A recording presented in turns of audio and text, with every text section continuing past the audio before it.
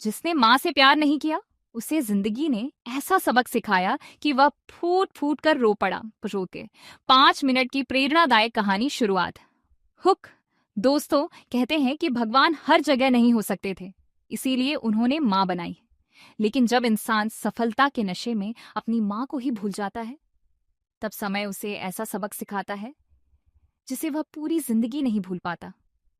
आज की कहानी एक ऐसे बेटे की है जिसने अपनी माँ का दिल दुखाया, लेकिन जब सच समझ आया तब बहुत देर हो चुकी थी। कहानी एक छोटे से गांव में मोहन नाम का एक लड़का अपनी माँ कमला के साथ रहता था। मोहन के पिता का देहांत तब हो गया था जब वह केवल 5 साल का था। अब उसकी माँ ही उसका पूरा संसार थी। कमला सुबह 4 बजे उठती, किसी के खेत में मजदूरी करती, दोपहर में लोगों के घरों में खाना बनाती, रात को सिलाई करती। दिन भर मेहनत करने के बाद भी उसके चेहरे पर मुस्कान रहती, क्योंकि उसका एक ही सपना था, मेरा बेटा पढ़ लिख कर बड़ा आदमी बने। मोहन भी पढ़ाई में बहुत होशियार था। माँ ने अपनी चूड़ियां बेच दी, पुरानी जमीन गिरवी रख दी, लेकिन बेटे की पढ़ाई कभी नहीं रुकने दी। समय बीतता गया। मोहन की मेहनत रंग लाई। उसे शहर में एक बड़ी नौकरी मिल गई। पूरे गांव में खुशी की लहर दौड़ गई। कमला की आंखों में खुशी के आंसू थे।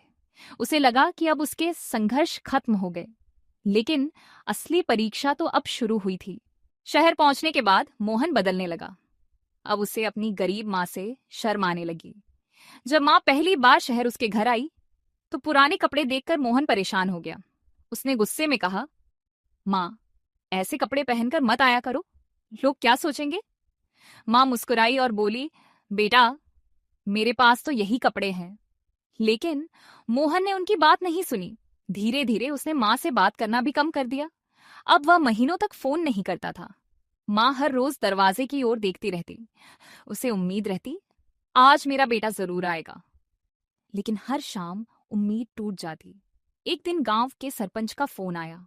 उन्होंने कहा, बेटा, तुम्हारी माँ बहुत बीमार है, अगर मिलना चाहते हो तो जल्दी आ जाओ। मोहन ने कहा, अभी बहुत जरूरी मीटिंग है, मैं 2 दिन बाद आ जाऊंगा। लेकिन किस्मत 2 दिन इंतजार नहीं करती।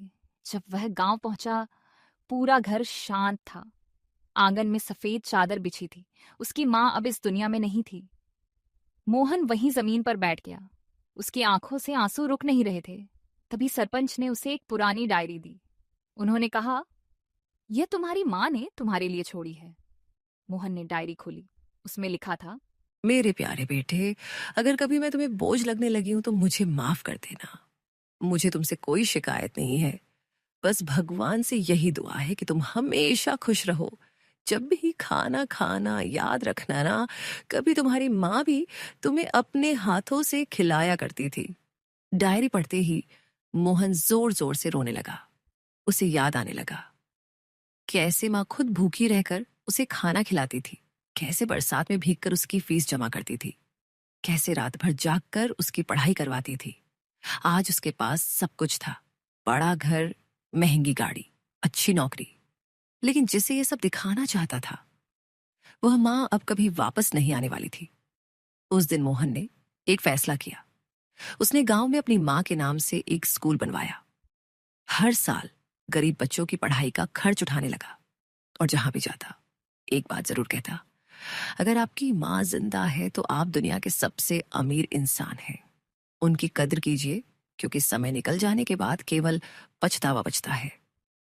कहानी की सीख, दोस्तों, माँ केवल एक रिश्ता नहीं होती, वह हमारी पहली गुरु, पहली दोस्त और पहली भगवान होती है।